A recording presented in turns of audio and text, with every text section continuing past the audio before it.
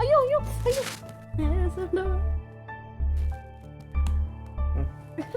എന്തോ അത്ര ആലോചന. പക്ഷെ ഞാൻ ആലോചിക്കും, എനിക്കിപ്പോ ഈ റൂമിലോട്ട് കയറുമ്പോൾ ഭയങ്കര വിഷമമാണ്. നമ്മളൊരു അംഗം ഇവിടുന്ന് പോയില്ലേ, നമ്മളെ മിനിമോള്. എന്തോന്ന്?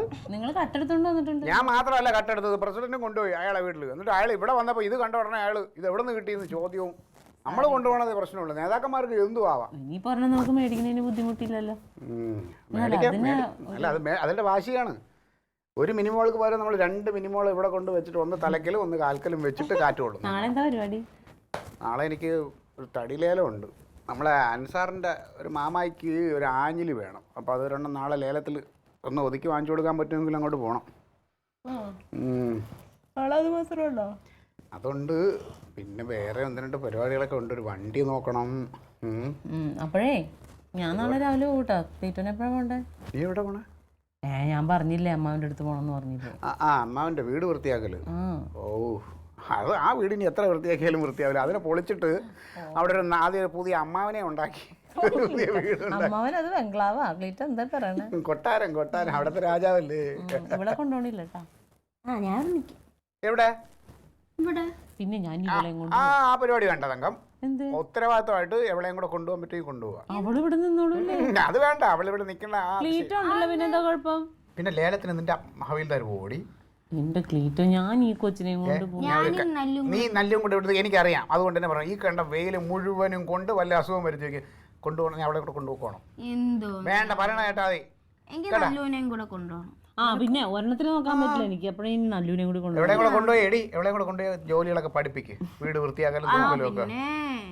പിന്നെ അല്ലാതെ പിന്നെന്തോ. രാവിലെ പോവാ. പോയിട്ട് എപ്പോഴാ വരണേ? മറ്റന്നാളാ? ഒരു ദിവസമേ ഉള്ള. ഞാൻ വിചാരിച്ചൊരു ഒരാഴ്ചയൊക്കെ കഴിഞ്ഞേ വരുള്ളൂ. എനിക്ക് കുറച്ച് സ്വസ്ഥത കിട്ടിയാണ്. സ്വസ്ഥത ഇല്ലാതിരിക്കുകയാണല്ലോ ഇവിടെ. നീ പോയി കഴിഞ്ഞാൽ ഞാൻ ഇവിടെ ആഘോഷിക്കൂടി. എനിക്കിതൊന്നും വേണ്ട. ഒന്നാമത് ചൂട് ജനൽ പറഞ്ഞിട്ട് എനിക്ക് തണുപ്പാണ്. നിനക്ക് തണുക്കും. ഞാൻ ഇറങ്ങി അൻസാറേ, ഇറങ്ങി. എടാ നമ്മൾ നേരത്തെ വന്നിട്ട് കാര്യമുണ്ടോ? അവിടെ വരേണ്ടവർ ബാക്കി അവരൂടെ വരണ്ടേ? ലേലത്തിന് ആൾക്കാർ കൂടെ വന്നാലല്ലേ കാര്യം നടക്കുള്ളൂ. ഓക്കെ. ഏറിയ ഒരു 15-20 മിനിറ്റ്. എടാ എത്തൂടെ? നീ വെച്ചാലേ. ശരി. ജമന്തിയായി